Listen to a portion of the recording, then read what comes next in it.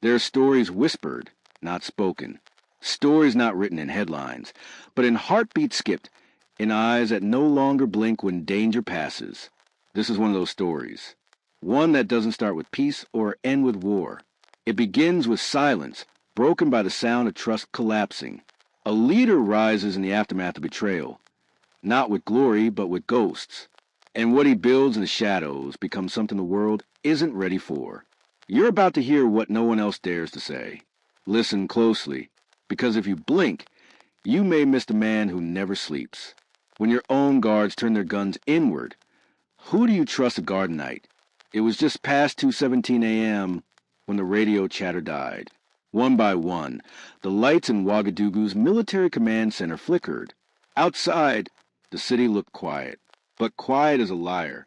Inside the presidential compound, a cold gust moved through a corridor lined with polished portraits of revolutionaries long dead. And at the center of it all, in a room lit only by a desk lamp, sat Ibrahim Traoré. Alone. He wasn't sleeping. He hadn't slept for days. On his wrist, a cracked old military watch, the second hand frozen at exactly 2:17. The night his trust died, he kept wearing it anyway. Not because it worked, but because it reminded him who stopped ticking that night. The first explosion didn't surprise him. He didn't flinch. A distant boom. A puff of smoke on the security camera. Then silence again. He stood up, slow and measured, and walked toward the control panel. Every screen showed static, except one. The south corridor. Movement. Shadows, not uniforms. No protocol. No salute. No hesitation. That was the confirmation. The coup wasn't coming. It was already here. But what they didn't know was Traoré didn't just prepare for this day. He expected it. He dreamed it in reverse. Every step his enemies took, he had seen in nightmares. He pulled out an old notebook from the drawer. Not digital. No data trail. In it were names, crossed out in red. Men who had smiled, pledged loyalty, drank from the same cup, and now they were the ones loading their weapons. And still, he didn't panic. He pressed a single button, unmarked, on the wall. Somewhere far beneath the ground, a sequence began. A sealed door opened behind the compound. No alarms, no shouts, just wind and dust and boots. Silent boots. 7 figures moved through the tunnel. No insignias, no lights. Their eyes were visible, cold-controlled. One of them carried a symbol, a charred strip of red fabric tied on the forearm. That meant live capture. The others carried nothing but knives. The guards inside never knew what hit them. By 2:45 a.m., the rebellion was dead. Its leaders, unconscious, shackled, or vanished. One shot himself before capture. One begged. The others bled. There were no announcements, no official statements. Just a sudden silence on every military frequency and a quiet resumption of routine orders. Traoré didn't smile. He didn't speak. He turned off the lamp and walked into the hallway where his blood once might have been spilled. Instead, only footprints remained, leading to a chamber no one knew existed. In that chamber, he lit a candle. In front of him, a wooden table. On it, a new list, but this one didn't have names. It had words. Disappear. Discipline. Die in silence. That was the birth of the undefeated. And it all started because the man who should have died didn't. Not out of luck. Out of calculation. Later, rumors would spread that he had a body double. That the real Traoré was never there that night. That the guards who turned on him were set up to fail. Scapegoats for a larger trap. No one ever proved anything. But no one ever asked again, either. From that moment forward, something changed. Not in policy. Not in politics. In presence. He didn't walk with security. He walked with silence. When he entered the room, the air changed. When he looked at you, it wasn't really a look. It was a calculation. A measuring. His watch still didn't tick. He still wore it. The next day, the media played recycled speeches.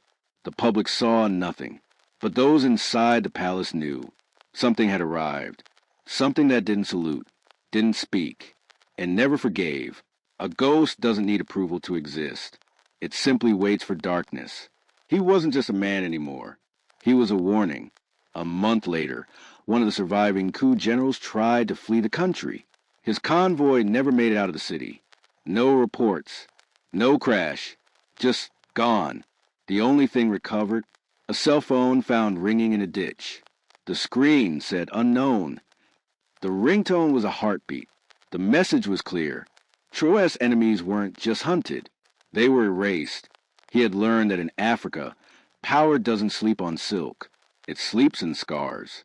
And if you want peace, don't ask for it. Design it. Build it in secret. Guard it with shadows. And bury the blueprints where no one dares to dig.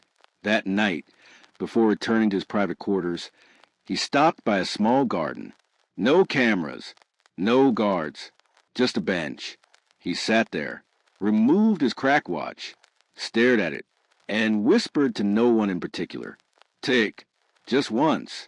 Let me know something still moves. But it didn't. It never does. Because some men don't live in time anymore. They live in memory.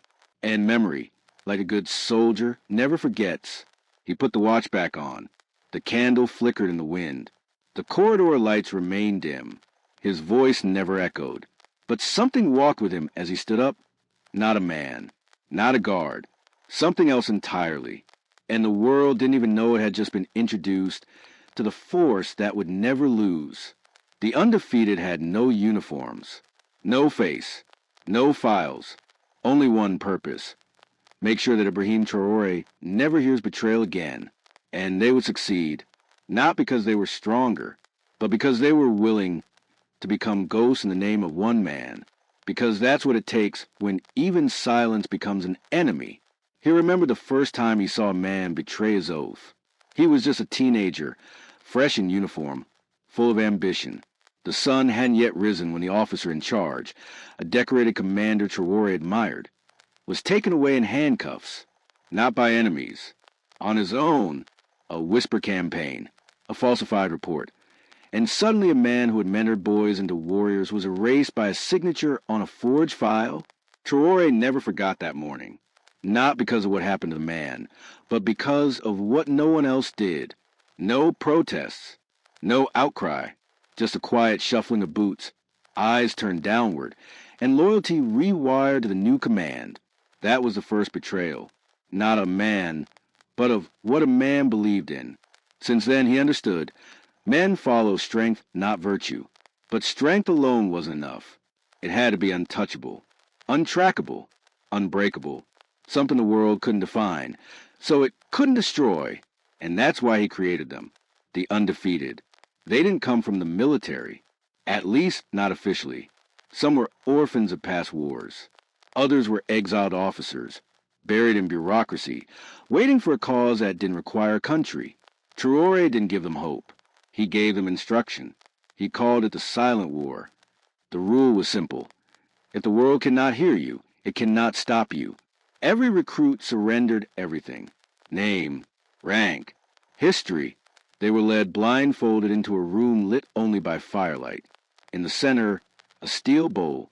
In it, their identity burned, literally. Old papers, IDs, photos of families they would never contact again. Some burned silently. Others with trembling hands. But they all did it. There was one woman, younger than the others, who paused. She stared at a worn photo of her younger brother for a long time, long enough for one of the trainers to step forward. She didn't flinch. She set the photo on fire, watched it curl, blacken, and vanish. Then she turned away before the ashes hit the floor. From that moment on, she became only a shadow in formation, one of many, all unnamed, all unseen. Traoré didn't attend their ceremonies. He didn't need to. They weren't trained to protect him physically. They were trained to preserve the idea of him. If the world knew his routine, it changed. If the media spotted him at an event, it had been recorded 3 days earlier. If a convoy was attacked, it had never been his to begin with.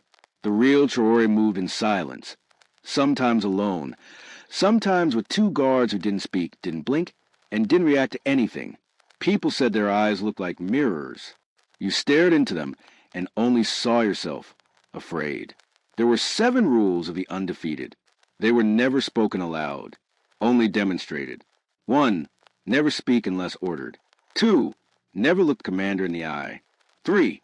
Eliminate before confirming. 4. Loyalty ends only with life. 5. No friendships, only formations. 6. Your name dies with you. 7. If captured, vanish. These rules weren't theory. They were blood. One guard failed a psychological screening and hesitated during a high-threat simulation. He was never seen again. The other recruits weren't told what happened to him. But the following day, his boots were placed at the training ground's entrance, empty, facing forward. No one ever questioned protocol after that. This wasn't brutality. This was precision.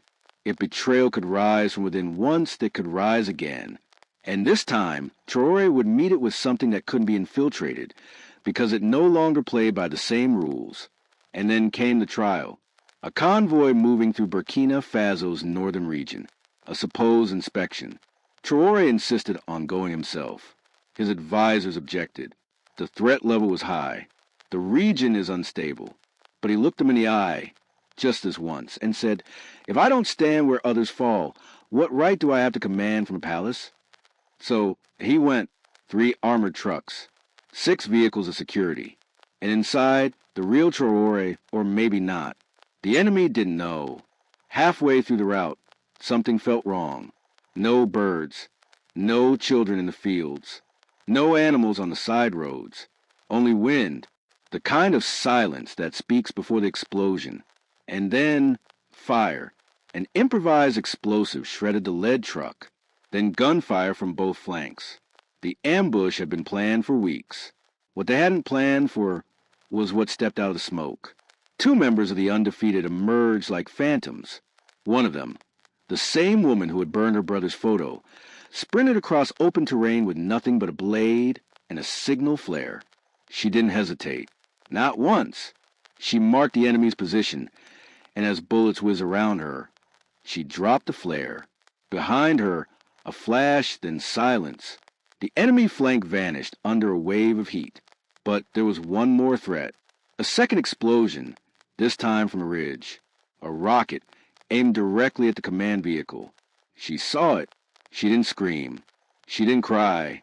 She ran toward it and intercepted it with her own body. What was left of her was burned beyond recognition. But inside her vest was a folded piece of cloth, black and red. The undefeated symbol, and a handwritten letter never meant to be read. But they read it anyway. I was born with no father. I died protecting a man who made me feel like I had one. Traoré didn't speak at her burial. He simply placed something beside her ashes, his crack watch, the second hand still frozen. He didn't wind it that day. He let it rest. Later, they recovered security footage of the ambush. One frame caught Traoré, untouched, walking back to his vehicle. Alone. No dust. No limp. Just silence. Like he expected it. Some say he survived by luck. Others believe it was planned. But those who truly know him say this. Traoré doesn't survive. He endures. And every time someone thinks he should have fallen, something else falls instead. Because the undefeated don't protect him by chance. They protect him by design. By sacrifice. And by the unbreakable certainty that if he ever hears betrayal again, it won't be in words. It'll be in the way the air shifts, in the way shadows move. And by then, it will already be too late. Because by the time you see the undefeated, you were never meant to survive the encounter. There are things even silence cannot contain. Whispers that travel through walls. Truths too sharp to bury. After the ambush, something shifted, not just in the way Traoré moved, but in how the air responded around him. The once familiar corridors of power now echoed back questions no one dared to ask. He became less visible, less reachable. His presence was no longer required to command control. It was his absence that sent instructions. He stopped speaking live. Broadcast became pre-recorded. No fixed location. 3 events claimed he appeared, all on the same day, in 3 different provinces. Some said he had doubles. Others said he was playing a game only ghosts could win. But a few close to him whispered something darker, that he no longer trusted even sound to carry his truth. There was one moment, however, when even his silence was outpaced by shadows he couldn't see. One of the undefeated missed a routine check-in, just 60 seconds off. But for Traoré, that was a red flag drenched in blood. The encrypted line went dead. His location beacon disappeared. His last recorded message? I am not alone. Nothing more. That phrase triggered an internal alert. Not public, not military-wide. Just one that reached the innermost protocol chambers of the security elite. Behind closed doors, international analysts were noticing something strange too. Foreign media began speculating about Burkina Faso's unusual communications blackout. A few outlets, mostly French and American, hinted at internal rebellion, but intelligence circles were already watching something deeper. Reports surfaced that factions from Jamaat Nasser al-Islam wal Muslimin were seen moving unnaturally close to the capital's neutral corridors, not to attack, but to observe. Simultaneously, media servers inside Burkina Faso were targeted by disinformation attempts. One Western wire leak claimed that foreign agencies had lost visual and behavioral intelligence on Traoré. He wasn't just elusive, he was invisible. That made him more dangerous than ever. Traoré, sensing the pattern, initiated a new containment strategy, a silent one that would leave no trace unless someone made a mistake. Operation Mirror, a strategy designed to reflect betrayal back at itself. Each week, the palace would release false intel, fake travelogues, ghost convoys, leaked troop movements, all fabricated. Every piece is a trap. If intercepted and responded to, the bait would help trace the listener's network. The undefeated scattered across regions in plain clothes, some disguised as diplomats, others as drivers, each shadow matched by another. Then the pattern began to emerge. They weren't just being watched. They were being studied. Every false move prompted subtle reactions across the city. Unmarked cars rerouted. Security lights failed in key zones. Satellite imagery revealed unusual silence in neighborhoods usually loud with late-night crowds. Someone or something was anticipating Traoré's thoughts. Then came the confirmation. A closed-door briefing was scheduled. A trap, for top officials were invited. 2 guards were stationed. The room itself was wired with biometric trackers and auditory nullifiers. Just before it began, a soft tap was heard on the chamber door. Not standard, not allowed. No one was supposed to knock. Inside, Traoré signaled his men to stand ready. Then the power cut. Backup lighting surged on. The door opened. Outside, empty. The guards who had been stationed there were gone. Inside, silence. And then a single inhale. Subtle, sharp. Traoré turned to 4 officials. His eyes scanned, not their hands, not their faces, but their throats. One man swallowed. Too hard. Too deliberate. He'd been with Traoré for 5 years. Trusted. Respected. Now, exposed. Traoré walked forward slowly. No weapon drawn. Just that look. Who trained you, he whispered. To pretend so well? The man didn't answer. A soft click beneath his sleeve. Before his hand could rise, 2 undefeated operatives entered from the shadows. The man vanished into silence. No records. No report. The chamber was sealed the next morning. And Traoré? He didn't speak of it again. But his gaze was different now. He didn't search rooms when he walked in, because he knew now the enemy had stopped knocking. They were already inside, and in a palace full of reflections. Only one question remained. Would his own shadow betray him next? He started waking up before the sun, long before the birds. Not because he had tasks, not because he was summoned, but because the silence had begun to whisper back. Traoré would sit upright in the pitch black, alone in a stone chamber beneath the old palace wing. A room without cameras, without microphones, without light bulbs. It was built before the war, before the coups, before the idea of presidency even mattered. In that room, nothing lived, not even echoes. That was the only place he trusted. Each morning, he wound the crack watch. even though he knew it would not tick. That was the ritual. A reminder that while time moved for the world outside, he had stayed frozen. There were no more briefings, no more informal meetings, no chance encounters in the hallway.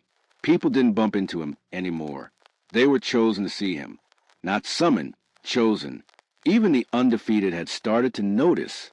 Their faces, if you could call them that, had grown stiffer. Their formations are tighter.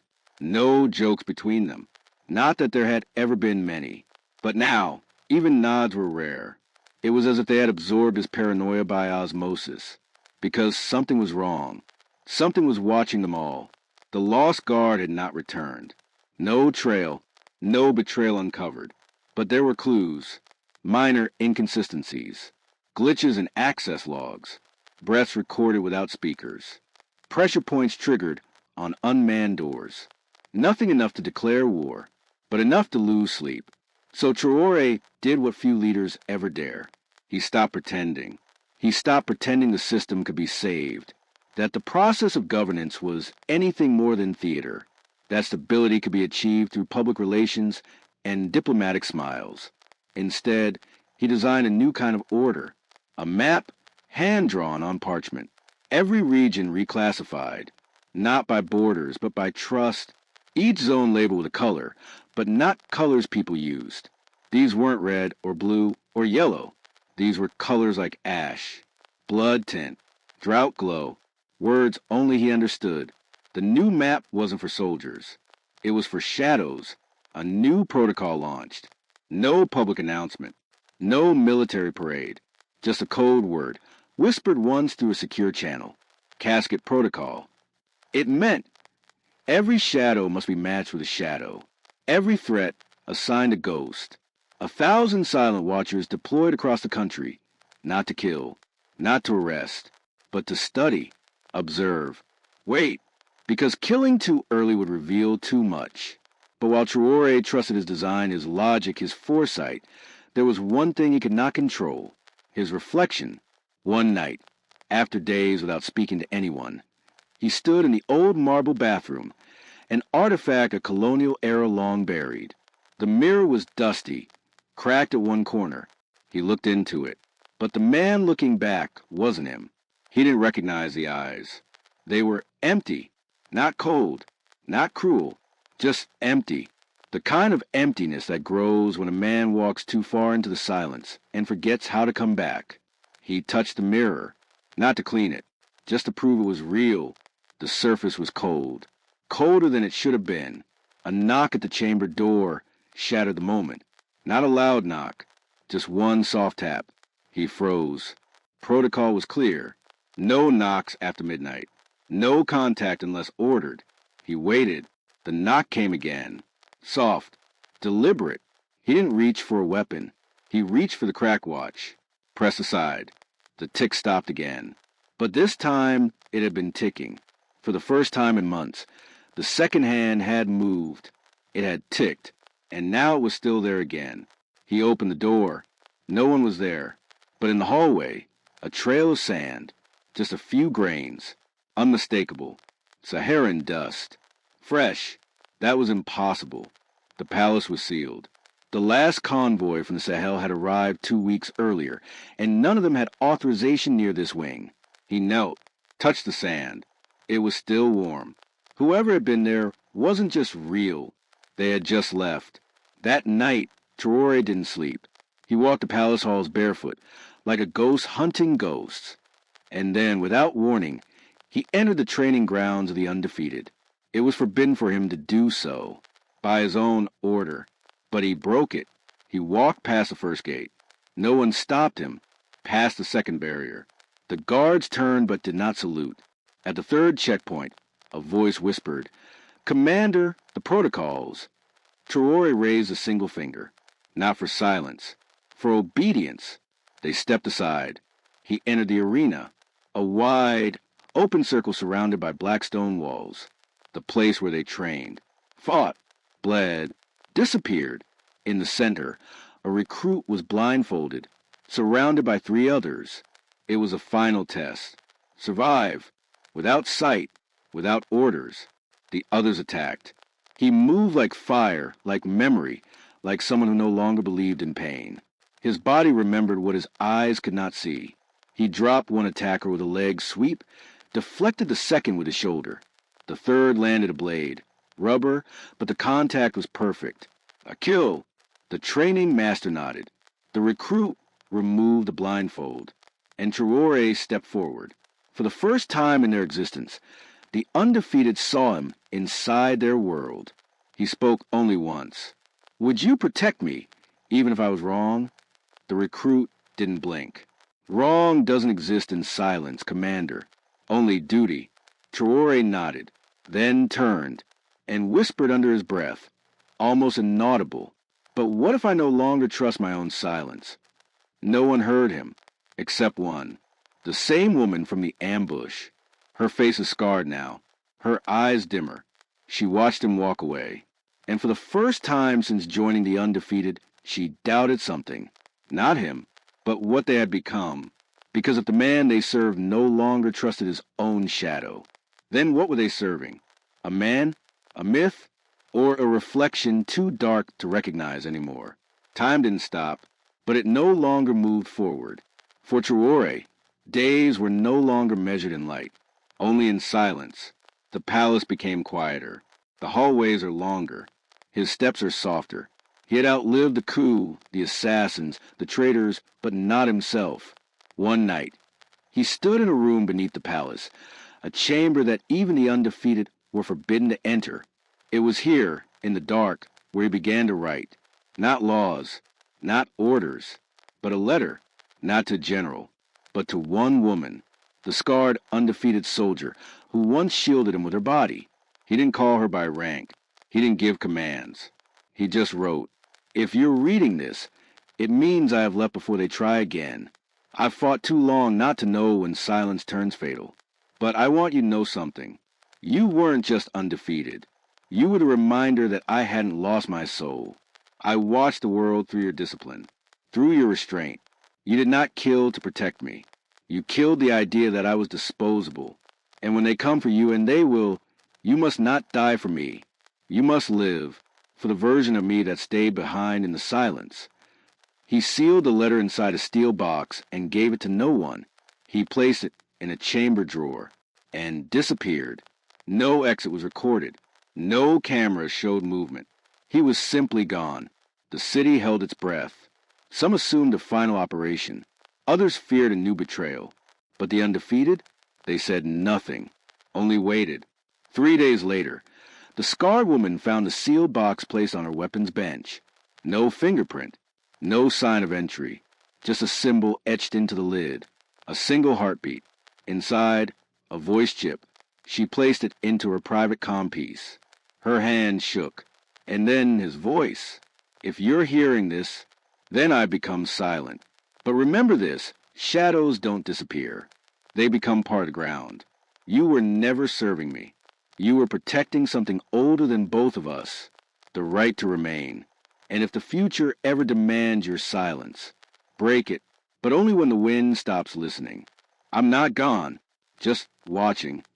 Tears didn't come easily to her, but in that moment they did, not for him, but for the sound of loyalty left behind. She never spoke of that message, not even to the others. But something changed in her, in the palace, in the city. Traoré's disappearance wasn't a collapse. It was a shift in gravity. The watch, his cracked timekeeper, was found days later at the city's highest point, still ticking, one beat every minute. Some say it was a trick. Others say it never stopped. And some say he still walks among the dust storms, barefoot, watching. Always, he was the man they tried to silence. But in the end, silence became his voice. He was the leader they tried to erase. But he erased the very rules they played by. And he was the one they expected to fall. But instead, he disappeared in a way that made him live forever. Not as a man, but as a storm in the memory of power. Because real power doesn't scream. It whispers. And Ibrahim Traoré, he's still whispering. Even now, even here. Especially when you think no one's listening. If this story made your heart beat faster, If even for a moment you felt the weight of trust, betrayal, and silent strength, then share it. Not for views, not for likes, but because there are stories that must live beyond the news cycle. Let Traoré's silence become a roar in the minds of those who dare forget, because legends don't die. They're passed on, and you just became a part of this one.